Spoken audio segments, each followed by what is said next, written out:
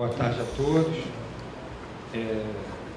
Na realidade, hoje a gente está dando continuidade a uma proposta de realização do plano de mobilidade urbana, um projeto para a nossa cidade. Estamos na segunda audiência pública, então eu queria agradecer aí a presença de todos vocês que se dispuseram a vir para cá, participar, opinar, representando a sociedade, visto que as decisões que forem, na realidade, o que for decidido irá interferir de forma positiva ou negativa na vida de muitas pessoas da nossa cidade. Então é uma decisão que tem que ser tomada em conjunto e com participação para que o resultado esteja o mais próximo possível dos anseios, das necessidades da cidade e que gere o menor número de impacto, que isso servirá como estratégia para todo o planejamento da cidade. Que for colocado no plano de mobilidade vai ser a referência para as futuras decisões que a gente for tomar em termos de acesso, linhas itinerárias de ônibus, uma série de coisas, ciclovia, calçadas. Então, quero agradecer aí a participação de vocês, espero que seja bastante proveitoso. A intenção aqui é chegar a uma conclusão, ou buscar aquilo que seja o ideal para a nossa cidade, sem que seja qualquer tipo de prato feito ou já alguma coisa pré-definida ou sem que haja a participação. Então, muito obrigado, boa tarde, que comece aí o projeto. Então, a ideia dessa segunda audiência pública é a gente discutir proposições. Quer dizer, como o prefeito bem falou, isso aqui não é um prato feito. O relatório, a conclusão do estudo com as proposições definitivas não estão prontas, não estão entregues. Exatamente, a nossa ideia é, pelo diagnóstico, pelas análises técnicas que nós fizemos, nós temos uma série de proposições. Então vamos debater com a sociedade. Pode ser que surja alguma coisa, algum aspecto que a gente não tenha visto, alguma coisa que deva ser modificada, e a gente está aqui exatamente para descobrir o que é isso, para ter a participação popular. Primeiramente, nós vamos dar uma introduçãozinha que vai repetir um pouquinho o que foi feito na primeira audiência para aqueles que não estiveram presentes, como disse a secretária Maria Alice. Então vamos lá. Então o que é mobilidade urbana? Então, quantidade e qualidade dos deslocamentos de pessoas e cargas no espaço urbano de um município. Então, qual é a preocupação? Antigamente não existia muita preocupação com mobilidade urbana, porque lá atrás, o que se fazia? À medida que era necessário, e que se aumentava a demanda por espaço, se construíam mais ruas, se alargavam ruas, e como a população era pouco urbanizada e pouco densa, pouca diferença fazia. Então, por isso a gente veio o crescimento do automóvel e veio tomando conta em uma série de lugares, principalmente nos Estados Unidos, e aqui no Brasil se copiou um pouco. E mais adiante se percebeu que se não se para, e se a gente não para e pensa a mobilidade, quer dizer, como é que a gente vai transportar pessoas de um lado para o outro e cargas de uma maneira organizada, a gente tem um prejuízo para todos.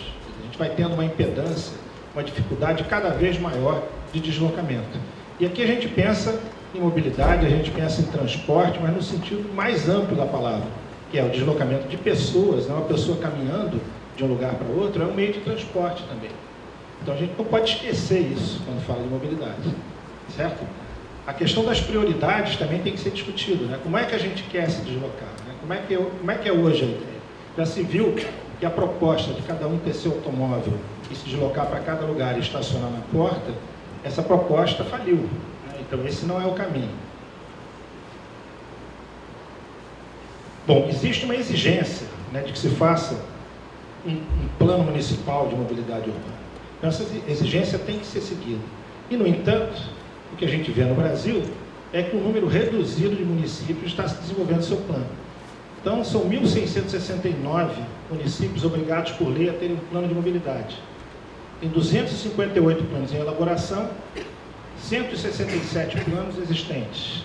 1.244 não possuem plano de mobilidade. Então, o que a gente vê? A data limite em abril de 2015, né? Então a gente imagina que esse cenário aí não vai mudar muito. Então, nesse ponto, Búzios está bem à frente, né, da maioria dos municípios do Brasil. O que é e para que serve o plano de mobilidade? Então, o plano de mobilidade urbana deve ser integrado e compatível com o plano diretor municipal, indicando as diretrizes para atender aos objetivos definidos. Então, como é que a gente vê o plano de mobilidade? Eu tenho um plano diretor, que é, vamos dizer assim, a diretriz, a bíblia, né, da cidade. O plano de mobilidade, ele deve interpretar o plano diretor, verificar quais são os objetivos, onde o plano diretor mostra, né, o que a cidade quer, como é que ela quer se desenvolver, e o plano de mobilidade deve facilitar isso. Ele deve tentar interpretar e ajudar para que aquele plano diretor realmente atinja seu objetivo final. Ele é um instrumento da política de desenvolvimento urbano que objetiva a integração entre os diferentes modos de transporte e a melhoria da acessibilidade e mobilidade das pessoas e cargas no município. Então a gente tem que tratar disso, temos que verificar como é que as pessoas se deslocam, como é que as cargas se deslocam e indicar que tipo de ação deve ser realizada. E aqui cabe especificar muito, porque não é muito claro, às vezes, até que ponto vai um plano de mobilidade, né? Às vezes há uma expectativa de que o plano de mobilidade ele vai fazer tudo. Ele vai dizer a largura de cada calçada, ele vai pegar a rua tal e dizer que deve tapar os buracos, qualquer coisa. Não é isso que é um plano de mobilidade. Nosso plano de mobilidade é um plano de mobilidade estratégico. Então, o que ele tem como produto final? É mostrar uma série de projetos, uma série de ações que devem ser desenvolvidas e que vão permitir que se atinja um determinado objetivo que é focado no plano. Então, vamos dizer, é um passo além do plano diretor, que a gente agora vai definir um pouco mais e vamos chegar a projetos que poderão e deverão ser realizados para que se atinja um determinado objetivo.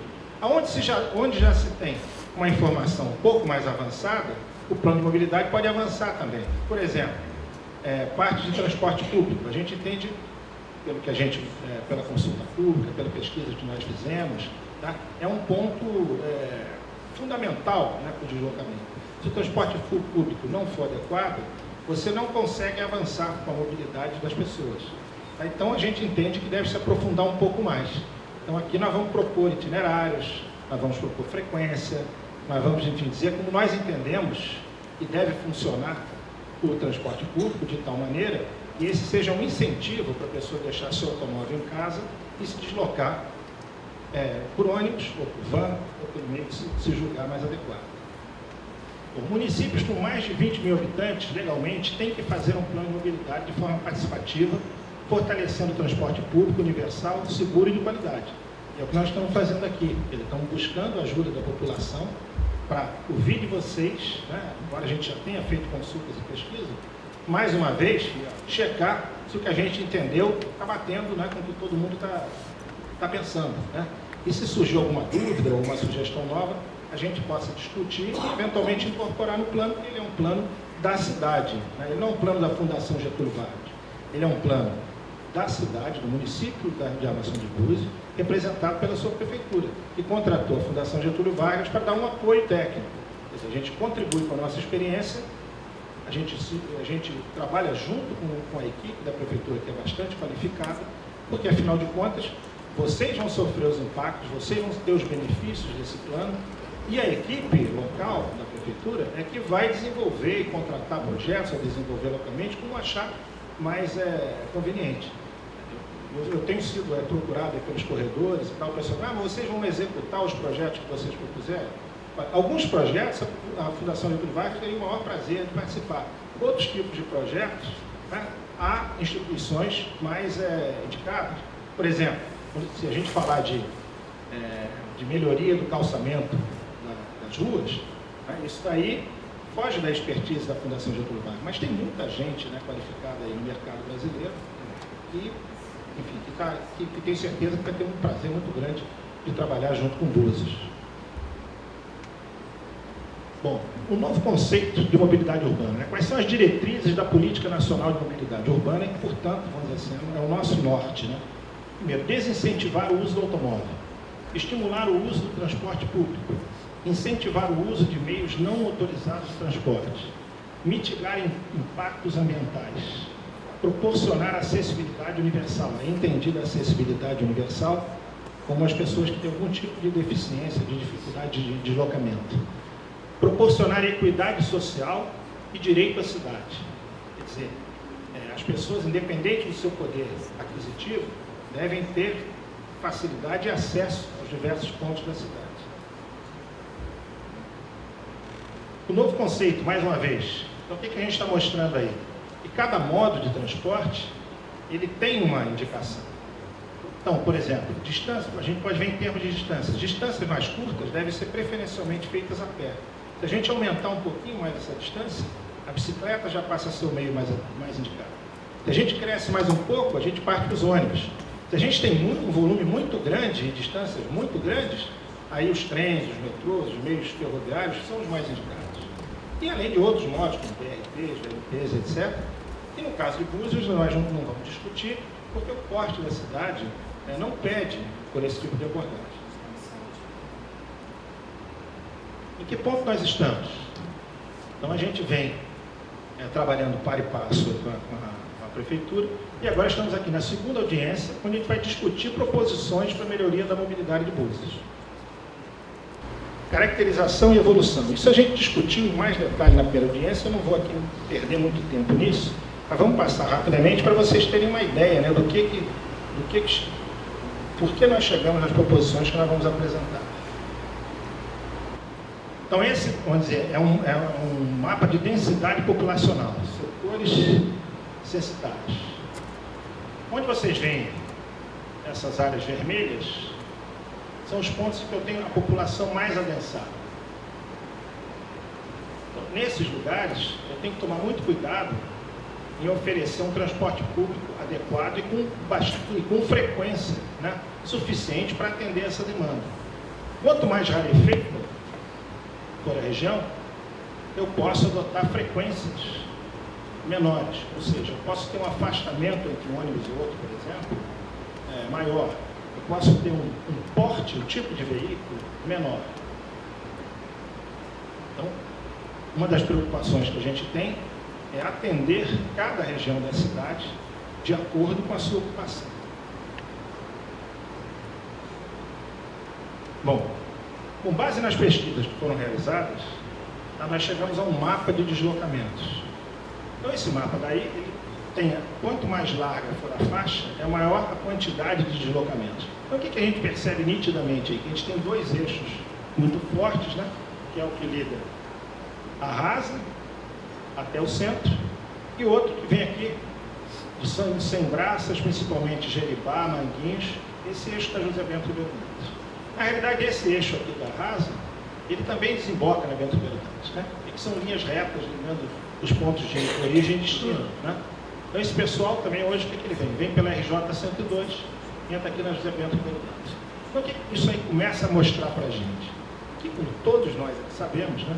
A José Bento Ribeiro Dantas é a artéria principal, né, de deslocamento da cidade. Mas existem deslocamentos que a gente chama de transversais, entre Rasa e José Gonçalves, Vila Verde, José Gonçalves, Tucuns, São José, Sem Braças e Rasa. Deslocamentos esses que não podem ser esquecidos. A gente tem que arrumar uma solução para que isso possa acontecer.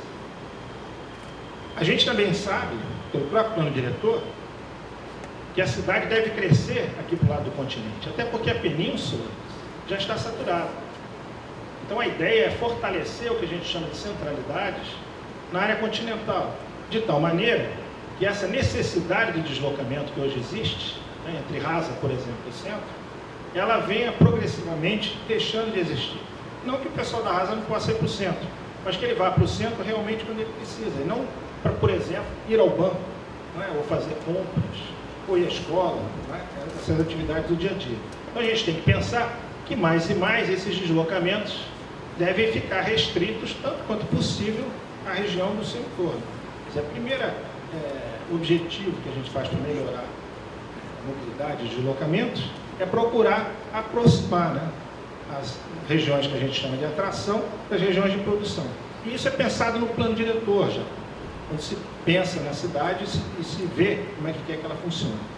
O que o plano de mobilidade faz? Tenta fornecer, né, dar indicações de como esse deslocamento pode ser feito. Quais são os principais problemas que a população nos trouxe? Primeiro, quanto à mobilidade como um todo, né? A primeira preocupação é o excesso de congestionamento. É claro, esse é o que todo mundo sente. De automóvel ou de transporte coletivo, quando a gente vem principalmente pela Bento Ribeiro Dantas, o que você vê é que, determinando o dia, você pode levar até 1 hora, né, para sair do continente e chegar lá no centro. Então, a travessia de bus, que deveria ser uma coisa feita rapidamente, e era assim no passado, né, hoje em dia, mesmo nos meses fora da estação, a gente tem um congestionamento ao longo da tarde inteira. Outro ponto tratado pela população é a falta de ciclovias. Quer dizer, existe um pessoal que quer andar de bicicleta sem dificuldade.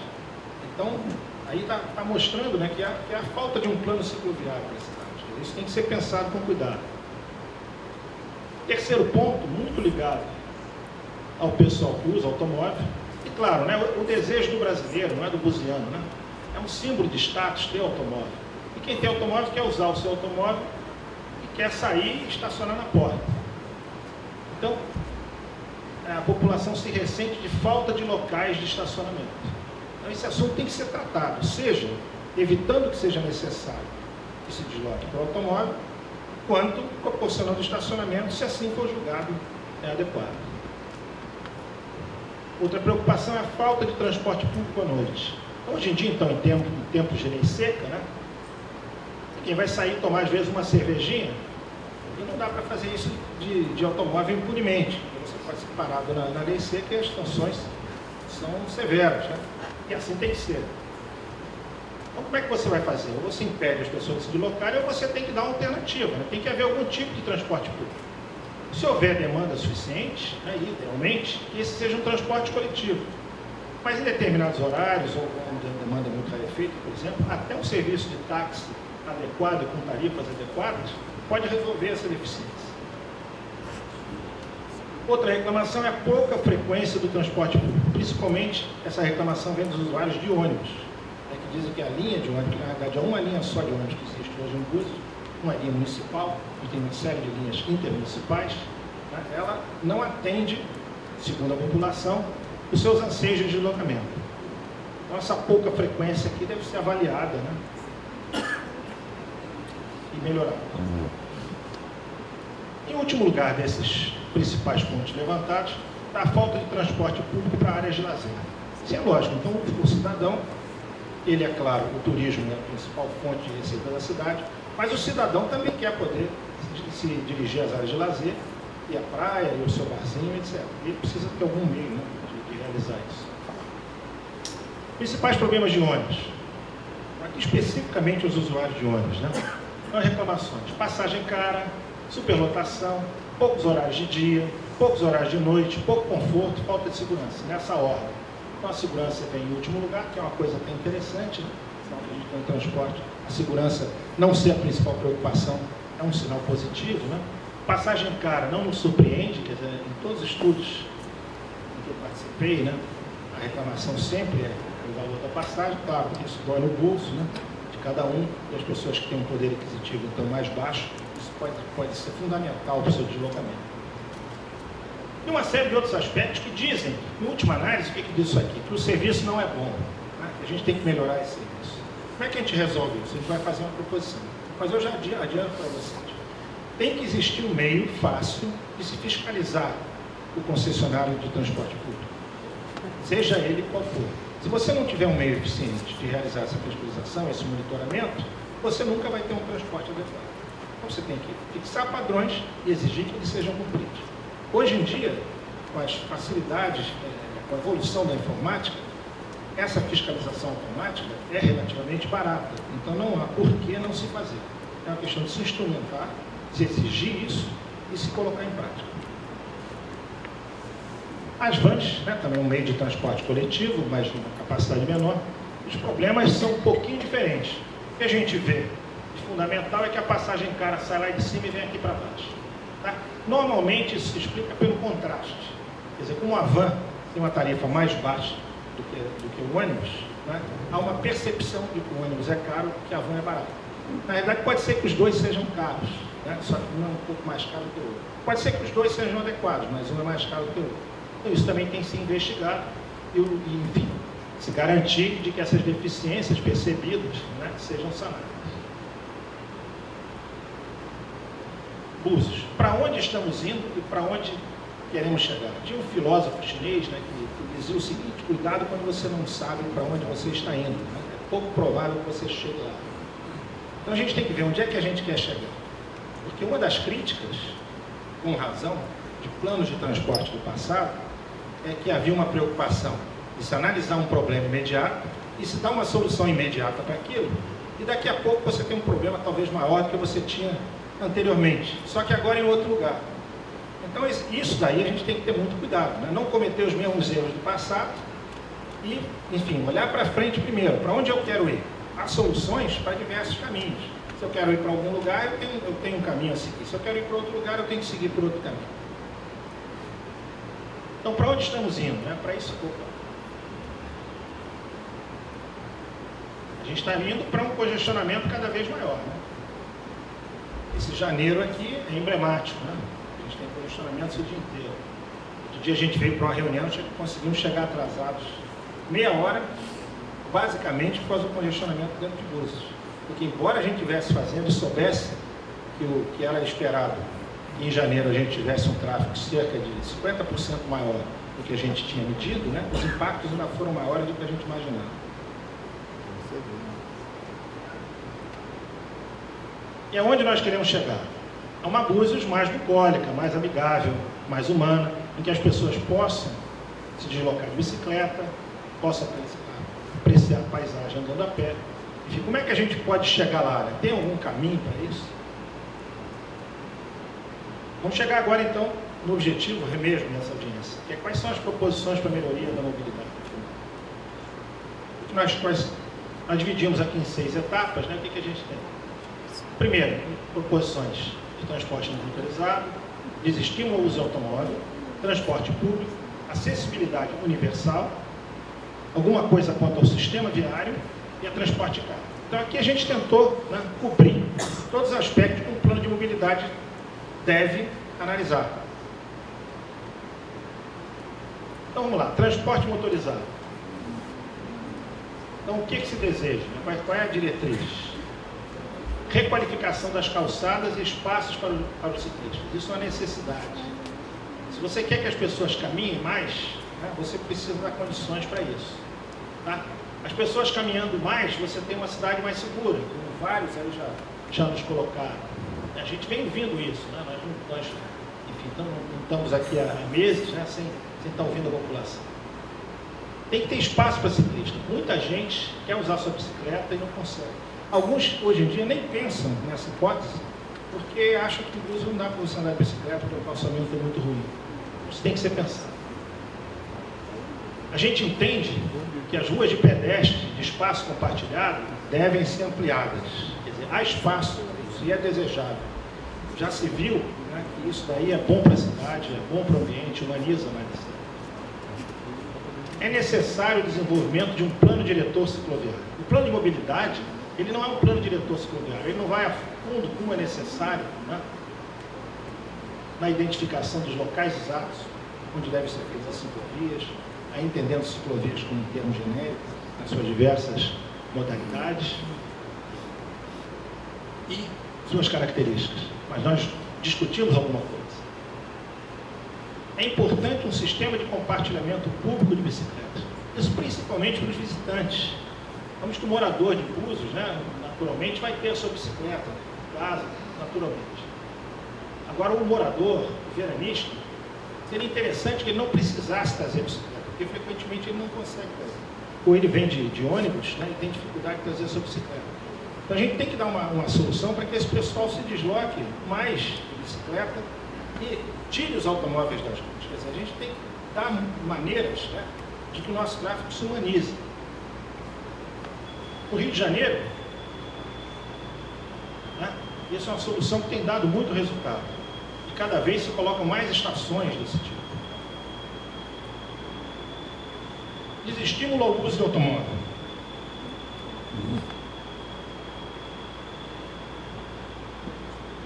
Um dos pontos que vem sendo discutido, até porque algumas cidades estão partindo para esse tipo de solução, é um estudo de capacidade de carga da península. Né? Afinal de contas, quantos veículos, né, principalmente automóveis, né, quantos veículos na península suportam? Essa não é uma questão trivial. Quer dizer, não dá para você chegar com alguns números ou com algumas contagens de tráfego e você chegar e dizer, cabem 10 mil automóveis na península, cabem 5 mil, cabem 100 mil. É um problema complexo. Por que isso?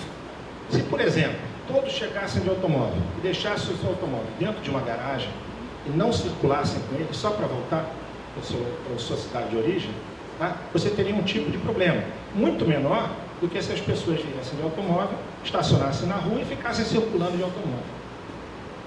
Certo? Então isso tem que ser analisado. Qual é o comportamento? Que comportamento nós queremos que tenha? Como é que é o sistema de estacionamento?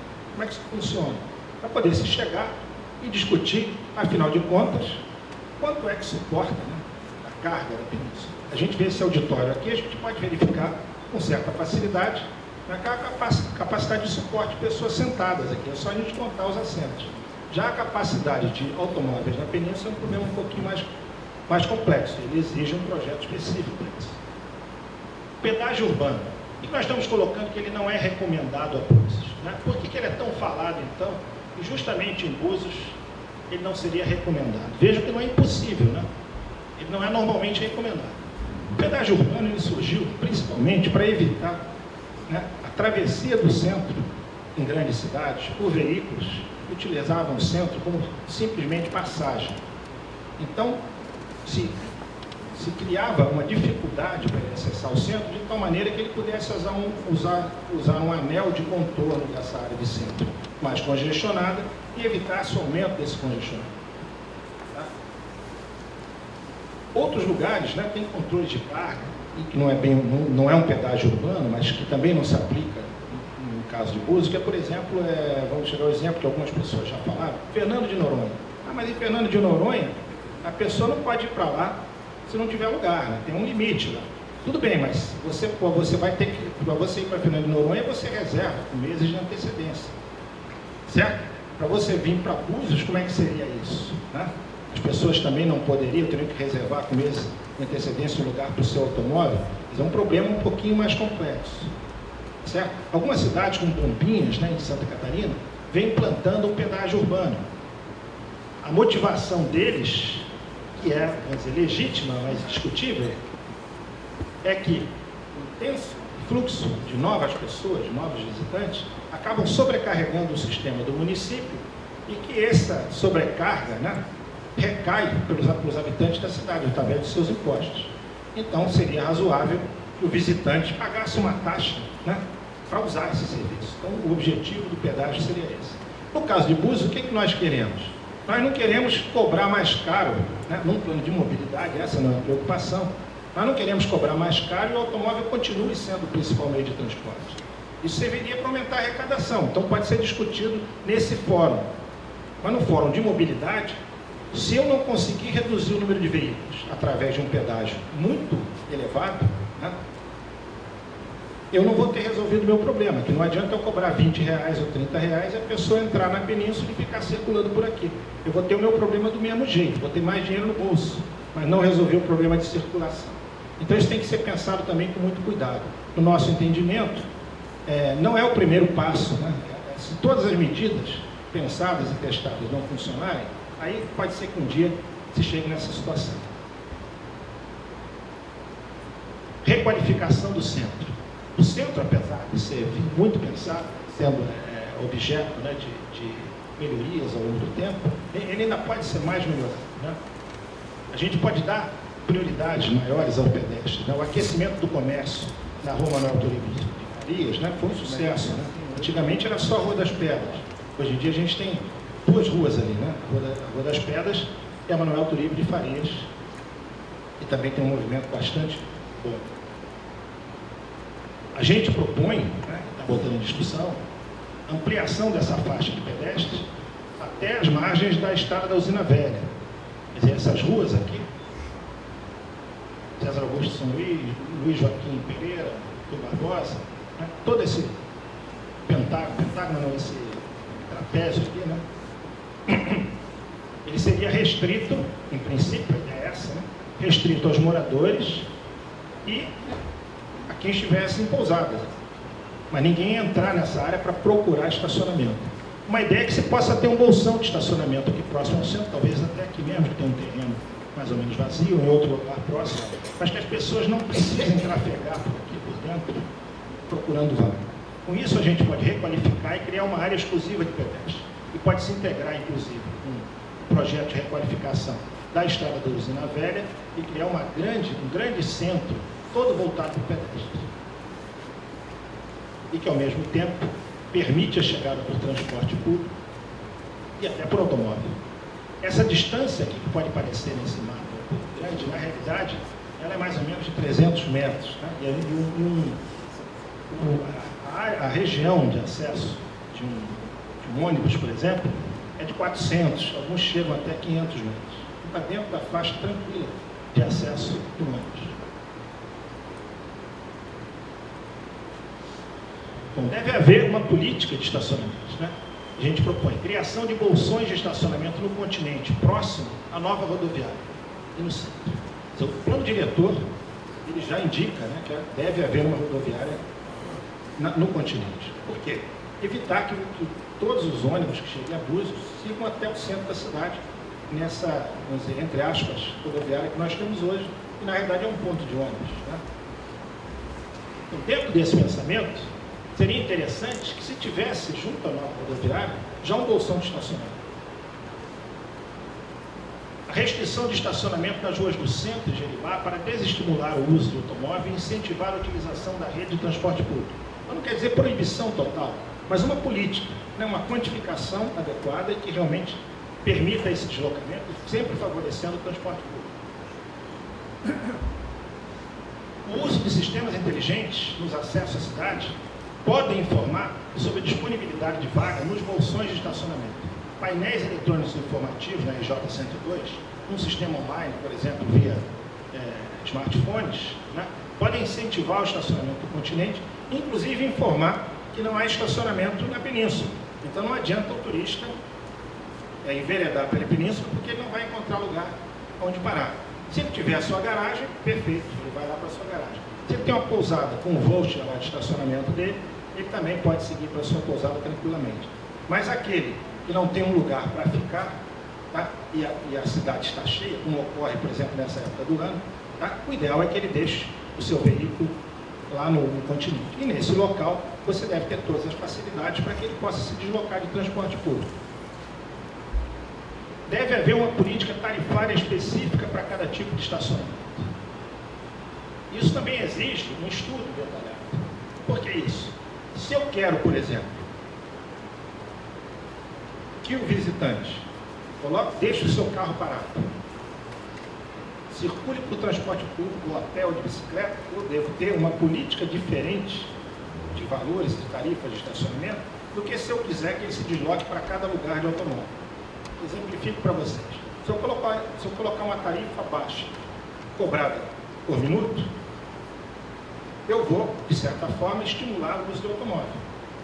Se eu coloco uma tarifa alta, mas que ela é decrescente ao longo do tempo, em outras palavras, não é muito negócio eu ficar parado pouco tempo no estacionamento, tá? Eu vou fazer com que aquele cara deixe o seu veículo mais tempo parado naquele estacionamento. Então, isso tem que ser estudado, inclusive nas diferentes áreas da cidade, as políticas podem ser diferentes. Certo? Isso, é claro, exige não só a implantação de uma política e uma gestão de estacionamento, isso inclui uma regulamentação e fiscalização permanente. Essa fiscalização não é complicada. Aliás, a Prefeitura vem instalando, né, um sistema de gestão de estacionamento bastante moderno, né, e que já permite esse controle em boa parte da cidade. Evidentemente, tem melhorias ainda que podem ser feitas, né, mas já mostra que isso é possível. Hoje em dia, com um celular, é possível a gente gerenciar as vagas de estacionamento numa cidade e verificar como é que a gente está, né, em cada lugar, se tem vaga disponível. Então, vejam que esse tipo de sistema não é complicado de se implantar com as ferramentas existentes hoje em dia.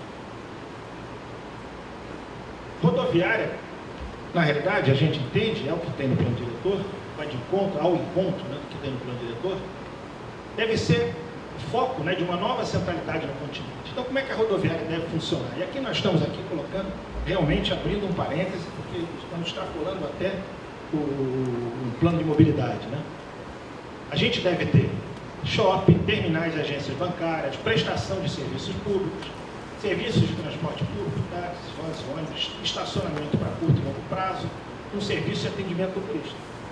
Então, se a gente tem um centro desse tipo, uma nova rodoviária, você já cria um novo estímulo, né, ao uso do continente. E, crescentemente, você vai ter deslocamentos internos à área continental, sem que seja necessário se deslocar para a península, sem haver necessidade de se proibir a saída da península. Então, reduz a necessidade de deslocamento no centro.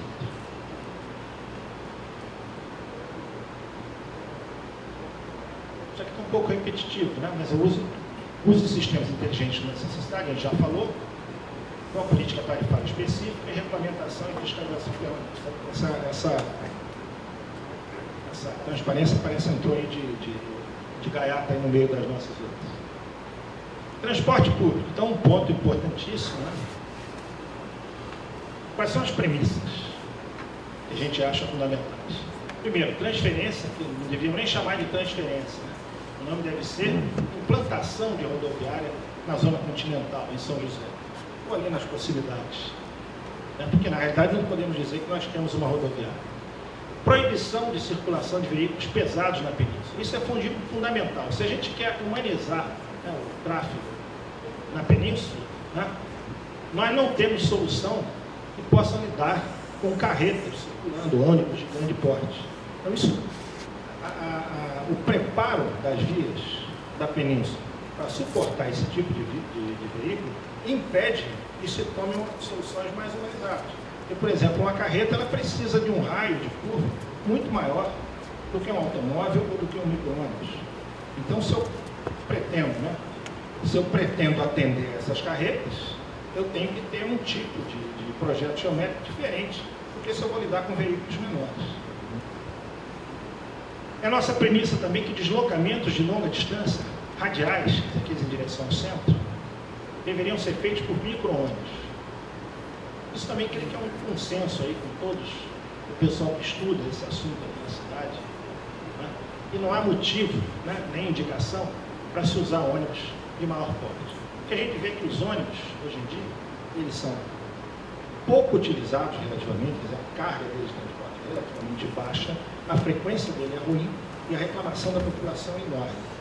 Não que todos os problemas vão se resolver com a adoção de micro-ônibus, mas a gente vai ter um veículo mais ágil e que vai permitir que se coloque uma frequência maior, um melhor aproveitamento do material rodante, que são os ônibus, que são caros, quer dizer, um item de custo importante para esse tipo de transporte.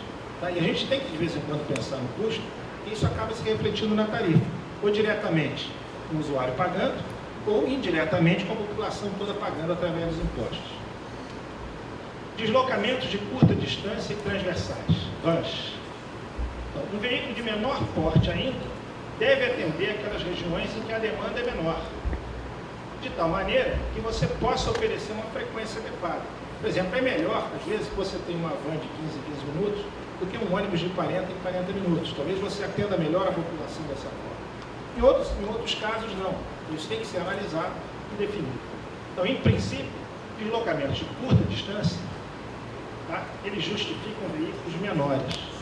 E deslocamentos de longa distância justificam veículos maiores. Em Búzios não é diferente. Como é que a gente vê, né, a frota? A gente entende que, idealmente, os micro-ônibus de Búzios deveriam ser diferenciados. É uma cidade diferenciada que atende um público diferenciado também e que pretende ser uma cidade cuja experiência, né, de deslocamento seja agradável. É importante, portanto, a gente entende um requisito importante, que os micro-ônibus tenham capacidade de transportar bicicletas e pranchas de surf. Bom, pranchas de surf, por quê? Búzios tem, se não me engano, 4 praias, né, de surf. Então nós temos se ela tem 4 praias de surf, nós temos surfistas voando, seria interessante atrair esse pessoal para o transporte público. É importante também fazer a ligação, né, da bicicleta com o ônibus. É claro que nós podemos fazer uns bicicletários, né, com os paraciclos, onde o pessoal possa estacionar sua bicicleta com segurança. Sem dúvida, isso no plano cicloviário deve tratar. Mas deveria ser possível também ao cidadão sair de casa com a sua bicicleta, ir para o ponto de ônibus, entrar no ônibus, colocar a sua bicicleta lá, e ele, quando chegar próximo à praia onde ele quer ir, ou à localidade que ele quer ir, pegar a sua bicicleta em seguida. A gente entende que isso aí não é um luxo, isso em Búzios seria bastante interessante. Ar-condicionado em todos os veículos, vans e micro-ônibus. Se nós queremos que o usuário de automóvel comece a usar o transporte público, nós temos que oferecer algum conforto. No calor que nós vivemos, principalmente em janeiro, que é onde o problema do congestionamento é mais crítico, né? Se nós não tivermos ar-condicionado nos ônibus, nós não vamos ter essa transferência. Ninguém vai deixar de andar de automóvel no ar-condicionado para viajar de ônibus apertado, no calor. Os micro-ônibus devem ser adaptados com plataforma de acesso para cadeirantes e assentos para obesos. Isso é uma exigência legal. Então nós estamos aqui chovendo no molhado, né? Mas é bom a gente lembrar, né? Esse pessoal merece a nossa consideração e é um direito deles. Possibilidade de implantação de linha turística. Quer dizer, isso pode ou não fazer parte, né, de uma futura licitação de linha de ônibus. Pode ser tratado à parte, como uma iniciativa particular, seja licitado em outra ocasião. Ou pode fazer parte do transporte regular. Isso a gente pode deixar em aberto ou podemos discutir isso mais à frente. A gente entende também que a padronização visual das vans e micro-ônibus municipais é um item importante. Búzios, né, como a gente vem falando, né? Búzios vive do seu turismo, da sua imagem. É importante também que a marca Búzios, né, seja representada nos seus ônibus, para que o turista e mesmo os moradores se sintam fazendo parte dessa experiência, né, que é viver em Búzios, que é estar visitando Búzios. Um aspecto ainda paralelo, né, é que isso dificulta um eventual operador de transporte que vem, o atual, ou que venha se instalar em Búzios, né, utilize esses ônibus em outras localidades. Então, nós não queremos dificultar a nossa fiscalização. Então, se o ônibus é pintado com a cara de Búzios, vai ser muito mais difícil você usar esse ônibus em outro local. As linhas intermunicipais somente deverão ter acesso ao centro se adotarem micro-ônibus e se a prefeitura naturalmente autorizar. Caso contrário, deverão parar na rodoviária. Então, como é que faz o pessoal que vem de Cabo Frio, né, hoje de ônibus, é um número grande, né, de linhas de ônibus que vem de Cabo Frio para Búzios? Eles vão ter que parar na rodoviária e trocar com o transporte público local de Búzios, de preferência com algum tipo de integração tarifária, caso as prefeituras entrem num acordo. Uma possibilidade é que eles já partam de Cabo Frio com um veículo adaptado às condições de Búzios exigidas pela prefeitura de Búzios. Porque Búzios tem que pensar, né, nos seus cidadãos e na trafegabilidade e na humanização da cidade. Então, nós não podemos deixar que outras localidades, né, imponham, né, o seu modo de viver com a nossa.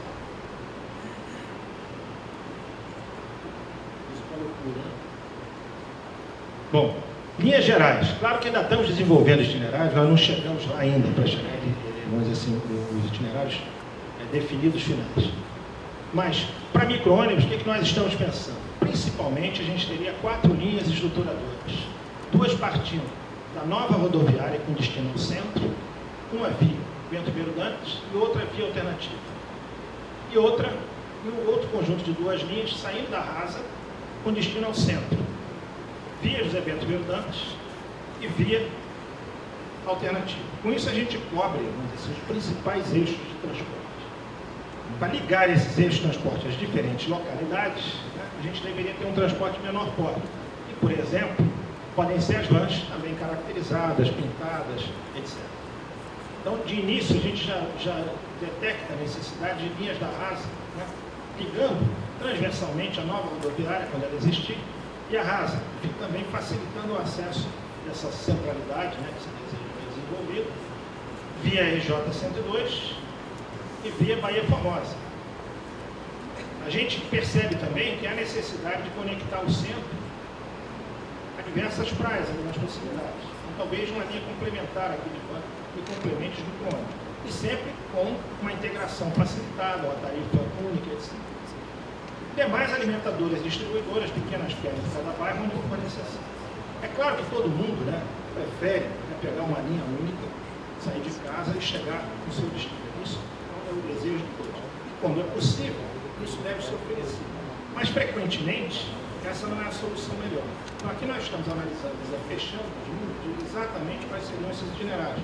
Talvez não seja exatamente isso, mas a ideia central é essa. Esses eixos principais devem ser cobertos por micro-ônibus. E os eixos secundários podem ser cobertos por uma frota de veículos um pouco menores.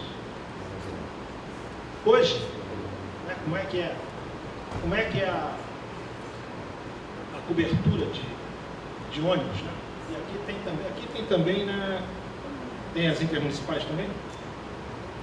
As municipais. Essa daqui não é municipal, né? Esse roxinho aqui é ônibus, esse aqui não é ônibus, esse aqui é ônibus. Na Bahia Formosa. Mas o que é importante aqui nesse mapa é que a gente tem uma superposição dos itinerários quase que absoluta entre vans e ônibus. Então você tem uma competição. Aqui em termos municipais também. O que a gente está propondo? É que você tenha nesse roxinho a cobertura por ônibus, né, que cobre quase que totalmente a península, os eixos principais do continente, e que a gente faz uma complementação com as vans, que estão aqui em amarelo, alaranjado. Essa região aqui da Tartaruga, e talvez algumas outras, né, vai ter que merecer um tratamento especial, né?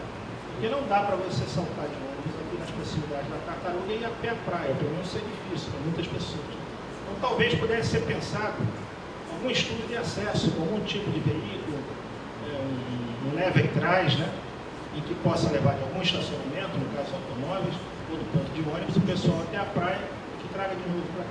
Fique levando e trazendo um tipo de veículo especial. Talvez isso possa ser adotado em alguma outra localidade. Pode ser uma van ou pode ser um outro tipo de veículo.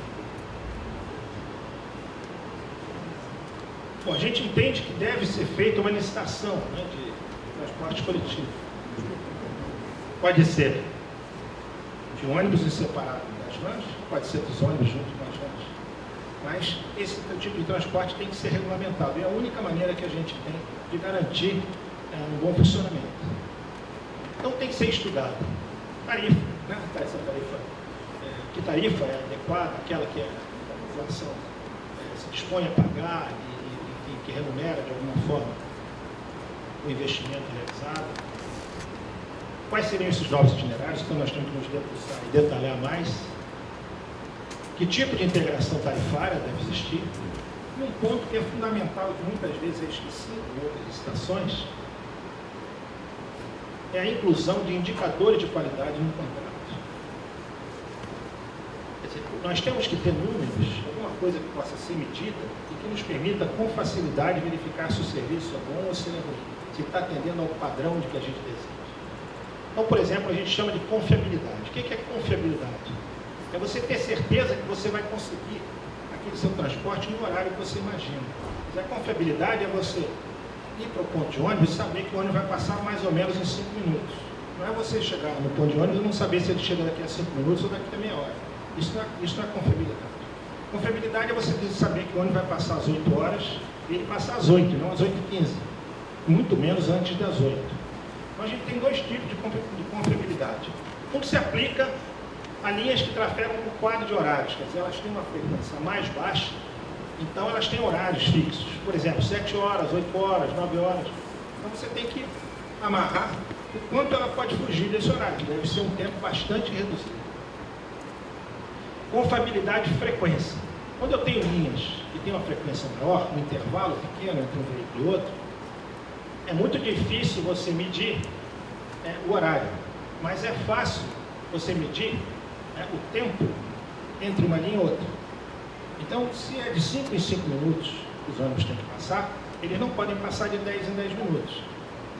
Devem passar de 4, de 5 ou de 6, mas não deve ser 7. Tem um limite. Eu posso flutuar um pouquinho para lá ou para cá no horário, claro, porque o tempo de viagem não é tão fixo assim. Mas eu não posso fugir muito disso. E eu tenho que poder recuperar rapidamente. Então, isso tem e pode ser monitorado. Idade média da frota. A idade média da frota não deve ser muito baixa e nem muito alta. Muito alta todo mundo entende, né? E muito alta ninguém quer uma frota de ônibus muito velhos, né, servindo a cidade. Mas por que não é adequado muito baixa? Frequentemente, as empresas adotam uma frota mais baixa, tá? Pensando em revender aquele ônibus num prazo curto. E, na realidade, isso acaba onerando a tarifa, onerando o esforço. De novo, se não for a tarifa para o usuário, vai ser os cidadãos através de seus impostos. Então, a gente tem que estimular as empresas a fazerem uma boa manutenção da sua frota. Países mais desenvolvidos, tá, colocam uma meta, né, de idade média, de vida útil de ônibus, e não permitem que essa vida útil seja reduzida, porque nós não queremos o sucateamento dos ônibus antes do tempo. Até porque nós já temos um compromisso ambiental. Se um determinado ônibus não serve para circular em Búzios, ele serve para circular onde? Mesmo? Então nós temos que tomar esse cuidado, nós temos que aproveitar o ônibus realmente dentro da sua vida útil. Então isso tem que ser pensado de tal maneira que eu tenha um transporte adequado, confortável, que eu não sucateie o ônibus antes da hora e que também eu não coloque o ônibus já além da sua vida útil circulando. Média de viagens por dia. Para realizar um determinado transporte, a empresa tem um compromisso de colocar um certo número de viagens. Esse número de viagens tem que ser fiscalizado. Então, isso, junto com o acompanhamento da frequência do quadro de horários, tá, me garante que a empresa está oferecendo o número de ônibus que ela se propôs, com o qual ela foi contratada. A ocupação dos veículos também é outra coisa que tem que ser amarrada. Quer dizer, como é que eu vou permitir, né? Como é que eu quero que esses ônibus circulem? Lotados o tempo inteiro, lotados na hora do pico, e com uma determinada ocupação menor, nos entre-picos, enfim, eu tenho que ver como é que eu desejo que isso aconteça e amarrar aqui. Eu posso ainda acompanhar a média de autuações de trânsito, média de autuações de transporte, diferença aqui de trânsito e transporte, que uma seriam as leis de trânsito, né? E outras são especificidades, né, de legislação de transporte locais, que tem que ser obedecidas pela empresa de transporte. Então isso eu posso controlar também com certa facilidade. Eu tenho que fazer uma vistoria anual, pelo menos, e tenho que admitir no máximo um certo percentual de reprovação em primeira instância. Mas eu não posso deixar que as empresas usem a fiscalização da prefeitura como seu controle de qualidade. Quer dizer, que ela não faça nenhuma melhoria, ela não mantenha nada do seu ônibus. Se o ônibus for reprovado, então ela faz as melhorias que forem exigidas. Ela já tem que vir com isso feito, porque se ela tiver um certo percentual em desacordo com o padrão estabelecido, ela já vai ser penalizada. E, finalmente, eu tenho que fazer pesquisas periódicas de qualidade percebida pelos usuários. Como é que o usuário, né, está vendo? De tal maneira que eu possa, ao longo do tempo, ter um histórico se o serviço vem melhorando, ou vem piorando, ou vem se mantendo em um padrão adequado ou inadequado. Então, a gente entende que indicadores de qualidade são fundamentais no transporte público, senão eles simplesmente não funcionam. Transporte aquaviário, isso também é muito falado. Quer dizer, hoje em dia o transporte aquaviário como transporte, como solução de mobilidade em usos, né, ele existe basicamente para levar o banhista, né, de uma praia para outra. Tá? Várias pessoas já nos acenaram, e a gente vislumbrou nessa possibilidade, né, de se fazer uma ligação, por exemplo, da Rasa para o centro. Agora, há alguns problemas ali que têm que ser estudados, não é simplesmente a gente se aventurar, né, em implantar um transporte desse e esperar que ele funcione. Alguns pontos têm que ser vistos, a gente já elencou aqui. Primeiro, onde seria essa atracação? Onde é que seria esse terminal? Depois, como seria feita a integração com os demais modos de transporte? Quer dizer, eu tenho que chegar, né, nessa estação de alguma forma. E essa integração tem que ser fácil, senão o usuário simplesmente não vai utilizar. O tempo de viagem tem que ser convidativo. Porque se eu levar um tempo maior, né, eu vou ter dificuldade de atrair alguém. Eu tenho que caracterizar bem essa frota, né, para que ela seja adequada à demanda e que tenha um custo compatível. Essa tarifa também tem que ser pensada. Se ela for muito elevada, ela também não vai atrair ninguém. E temos também que ver quais são os problemas climáticos. A gente sabe que Búzios tem características de vento, uma série de coisas, que têm que ser pensadas para que o transporte não funcione só em determinados horários, ou que fique muito, que seja pouco confiável, né? Que tenha interrupções cotidianas. Acessibilidade universal. Então, isso é um tema muito falado que não se pode deixar de tocar no plano de mobilidade, que é garantir o acesso àquelas pessoas que têm maiores dificuldades. pontos que a gente chama atenção. Facilitar acesso de cadeirantes às praias. Por exemplo, poderia ser, vamos supor, tivesse uma praia de Jeribá e rasa. Eu devo ter algum serviço, né, que permita uma área, né, que facilite ao cadeirante poder usufruir também do mar de Búzios. Talvez isso não seja possível ser feito em todas as praias. Em algumas praias a gente entende que realmente tem um acesso muito complicado. Né? Mas em algumas praias isso pode ser conseguido. Pode começar, por exemplo, pensando em uma praia no continente e outra na península. E a gente sabe que a prefeitura já vem fazendo análise nesse sentido. Peso tátil para deficientes visuais, no centro, na Bento Ribeiro Dantas, estado da Usina Velha. Quer dizer, progressivamente, né, a gente tem que estar adotando mais e mais facilidades para aquelas pessoas que têm deficiência visual. A gente sabe que isso não pode ser feito de uma hora para outra, né? Mas cada intervenção que se faça urbana, a gente deve ter em mente essas pessoas que têm dificuldade, que já têm, naturalmente, com todas as facilidades que a gente coloca, ainda assim o seu deslocamento é difícil. Então, quanto mais facilidades a gente colocar, mais humana a cidade fica. Os veículos têm que ser adaptados também. Né? Aqui temos um exemplo. O elevador, ele é aceito, né, pela legislação, tem um leque de opções de maior custo, maior facilidade, menor facilidade, isso tem que ser estudado com cuidado.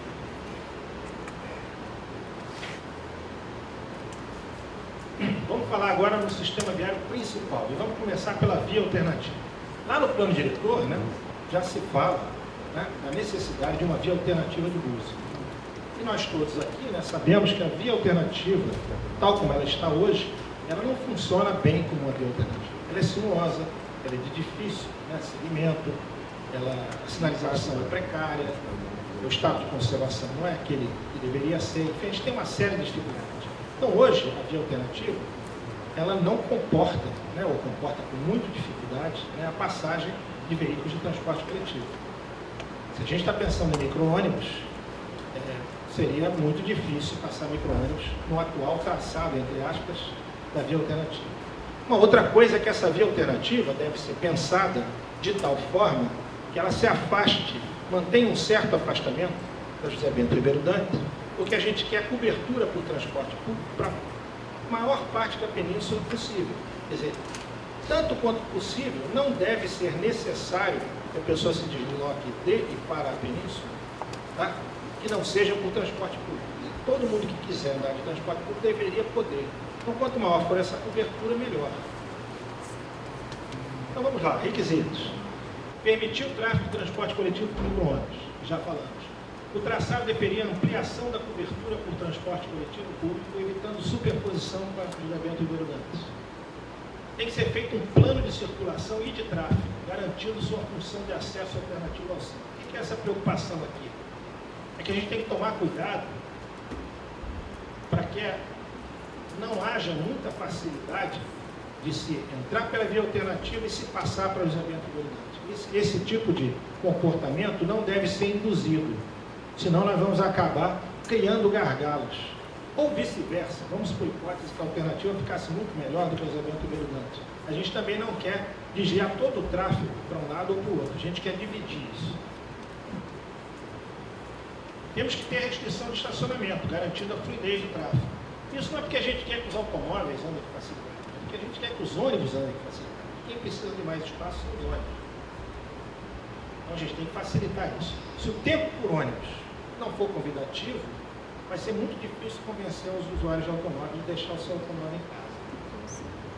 A capacidade deverá permitir a absorção de parte do tráfego dos José Bento Ribeiro Dantas. A gente quer humanizar. A prefeitura já tem iniciativas nesse sentido, inclusive já apresentou a população. Então, a gente quer tornar a José Bento Ribeiro Dantas mais humana, né, com um tráfego menor, né, e a gente tem que reduzir esse tráfego e desviar parte dele. São duas atividades. A velocidade limite básica seria de 40 km por hora. E também seria na José Bento Ribeiro Dantas e em parte da estrada da Usina Velha. Em alguns locais você pode permitir uma velocidade um pouco maior, em alguns talvez precise de uma velocidade até um pouco menor. Como a cidade não é muito grande, isso não vai ter impacto no tempo de viagem muito significativo, tá? Desde que você tenha uma certa fluidez no tráfego. Se você tiver congestionamento, A velocidade baixa também não vai afetar em nada, porque o tráfego congestionado tem velocidade de 10 km por hora. Então, como é que é a diretriz? Vejam bem, isso aqui não é um projeto geométrico proposto, isso aqui é uma ideia, né? Como é que ela seria, né? Mais ou menos. Em alguns lugares, é mais ou menos, vamos dizer assim, cristalizado. Né? Esse pintado de vermelho aqui, esse pintado de vermelho, esse contorno que a gente vai se aproximando mais do atendimento da prefeitura. E a chegada nesta usina velha, que hoje ela chega mais próxima aqui dos eventos urbanos, a gente entende que num momento futuro, por isso pintamos de azul, a gente possa chegar mais ou menos por onde hoje é ali a pseudo-rodoviária. Isso não quer dizer que os automóveis não possam usar, por exemplo, essa via que é a J3, né? Que é a chegada do centro de quem usa a via alternativa nos dias de hoje. Isso, claro, vai continuar disponível. Mas ela não é uma via adequada para o transporte público, até porque ela tem ela dá pouco acesso, né, às localidades. Esse grande trecho tracejado é uma área que a gente entende mais complexa, tem que ser estudada com muito cuidado, né? Aqui, enfim, tem muitas adaptações que têm que ser feitas e a gente acha prematuro, né, já se acenar com um traçado. Futuramente, principalmente, quando a gente implantar uma nova rodoviária, essa alternativa deve começar antes, já bem antes do porto. Eu já deveria desviar parte do tráfego e aquelas linhas, né, que a gente falou, que saem da rodoviária, que seguem para dentro pela via alternativa, aquela que segue pela via alternativa já deveria partir daqui.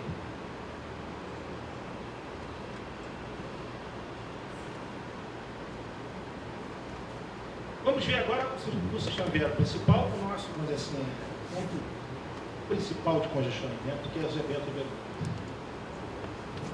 Aqui a gente tem algumas, da outra alternativa, a gente passou um filminho, né? E agora também não está muito claro, mas enfim, botamos umas figuras estáticas para ver se fica mais claro. Mas a gente vê que ao longo dos dias, no dia, 12 horas, eu já tenho vários trechos de congestionamento. Se a gente tivesse de 15 em 15 minutos, vocês iam ver que esses locais de congestionamento eles vão se espalhando, principalmente a partir do CC até a estrada da usina velha.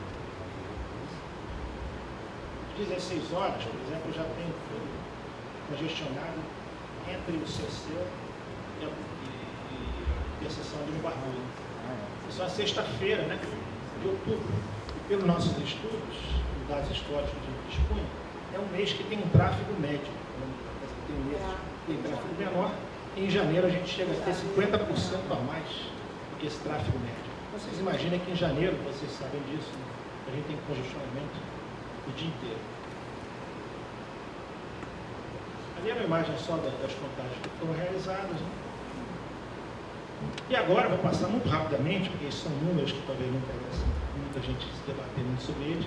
Mas o que é importante a gente ver é que mesmo nesses dias, né, em outubro, a gente tem aqui 1.100, 1.200 veículos por hora. No CC eu tenho 800, isso uma quinta-feira, e 800 do lado de lá, por sentido e por hora. Por dia, isso significa 9.000 veículos, 10.000 veículos. No sábado, eu já estava em 1.000 veículos por sentido, por hora. E vai dar 10.000, 11.000 ou mais. Porque, na verdade, uma particularidade, que é uma coisa técnica, mas é interessante ver, quando você tem congestionamento, o período de pico ele tende a se alargar. Então, na realidade, eu tenho mais horas congestionadas. Então, quando eu tenho poucas horas congestionadas, não se erra muito em falar que a hora de pico é mais ou menos 10% do volume total de ar. Mas quando esse pico começa a se alargar, eu começo a ter que multiplicar por um número superior a 10 para poder chegar no volume do dia. Então, se aqui a gente tem 1.000, possivelmente, certamente, né, o fluxo diário aqui é superior a 12.000 veículos, talvez chegue a 15. No Barbuda, a situação não muda muito. Isso aqui é uma sexta-feira, eu estou perto de 1.000, né, 900. No sábado, que nós não fizemos contagem no sábado, esse número deve ser bem maior. Tartaruga, também a gente continua com a mesma situação. O que a gente está vendo aí? Não é um problema localizado, né? A gente tem um fluxo bastante constante. Já na estrada da Usina Velha, em frente ao Celso Terra, tem um volume mais ou menos parecido. E esse quadrinho, o que a gente está mostrando? É que o tráfego diário em janeiro, ele é mais ou menos 50% maior do que no mês médio. Então, aqueles números que nós medimos lá no final do outubro, provavelmente se nós fizéssemos essa medição agora, em janeiro, a gente ia chegar a números em torno de 50% maior. Pode ser um pouco menor, pode ser um pouco maior, porque isso nós fizemos uma pesquisa de alguns dias, né? Então isso tem uma flutuação. Mas a gente vê que nesses radares que existiam em 2010 2012, né? A gente já via naquela época, em janeiro de 2011, 14 mil veículos por dia, no sentido, no sábado. Então hoje certamente é um número maior do que esse. A gente não erra muito em dizer que a demanda, quer dizer, o desejo das pessoas na hora de pico, na José Bento Ribeiro Dantas, num sábado de janeiro, é capaz de superar 2.000 veículos por ano, 1.800, um número assim. Por que eu estou falando nesses números? Né? Que a gente tem que discutir uma solução muito interessante, não é um projeto, mas existe uma proposta conceitual da Costa, que ficou observando o uso e discutiu muito com a população, e tem aquele objetivo de humanizar a cidade e trazer Búzios para aquele jeito que a gente quer. Né? E agora a gente tem que discutir alguns pontos. Né? Como é que a gente pode chegar lá? A gente pode chegar lá, tem alguma coisa que possa ser aprimorada no projeto, né? Para que possa ser feito efetivamente um projeto. Então a gente viu que os pontos principais a serem discutidos seriam ciclovia ou ciclofaixa, canteiro central naquele trecho, principalmente ali entre o Pórtico e o Ceceu, redução de faixas no trecho Pórtico-Ceceu, é possível fazer isso, rotatórias, qual é o impacto de uma rotatória, trecho minário, estrada da Usina Velha, faz sentido reduzir o número de faixas, ou devemos manter as duas que a gente tem hoje? Travessia de pedestres podem ser feitas no meio do calçado? Que impactos? Essa, creio que sejam os pontos primordiais. A qualidade, né, do projeto, a ideia, do conceito, a gente sabe que é fantástica, não poderia ser de outra forma. Então, isso aqui é meio chatinho de observar, mas o que é importante a gente... Aqui, Búzios, a gente está pensando para José Bento Ribeiro Dantas, 40 km por ano. Mas, ao mesmo tempo, a José Bento Ribeiro Dantas é uma via arterial.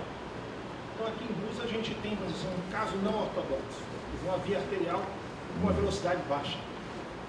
Né? Então, a gente entende que ela tem as características de uma via coletora. E nesse tipo de via, de acordo com o plano diretor cicloviário de Porto Alegre, por exemplo, a gente poderia adotar uma ciclofaixa ou uma ciclovia. É claro que ciclovia sempre pode ser feita. É questão de você ter espaço para isso e querer colocar. Não é, assim, ela não cria uma dificuldade maior, desde que você tenha um espaço adequado de tal maneira que você não vai prejudicar o deslocamento do pedestre. Certo? Agora, existem pensamentos diversos. Né? Por exemplo, pegamos aqui o manual de projeto, um manual de projeto americano, né? Que ele indica para velocidades de 40 km por hora, para a faixa de tráfego que a gente tem aqui, bem superior a 10 mil veículos por dia, tá? Ele nem coloca nada, porque ele imagina que nunca vai existir uma via com mais de 10 mil veículos por dia, tá? Com velocidade de 40 km por hora. Mas mesmo para 50 km por hora, ele admite o uso de ciclofaixa, quer dizer, ele indica o seu uso de ciclofaixa. Então, em última análise, não há necessidade de ciclovia no trecho da José Bento Ribeiro Dantas, na José Bento Ribeiro Dantas. Você pode adotar ciclofaixa com manutenção das condições de segurança dos ciclistas em padrões mundiais. Realmente não está falando isso. A capacidade de uma faixa, né, na José Bento Ribeiro Dantas. E a gente está vendo isso daqui. Porque se eu reduzo duas faixas entre o Pórtico e o Ceceu, eu estou reduzindo a capacidade. Isso vai ter um impacto importante? Nem tanto, né?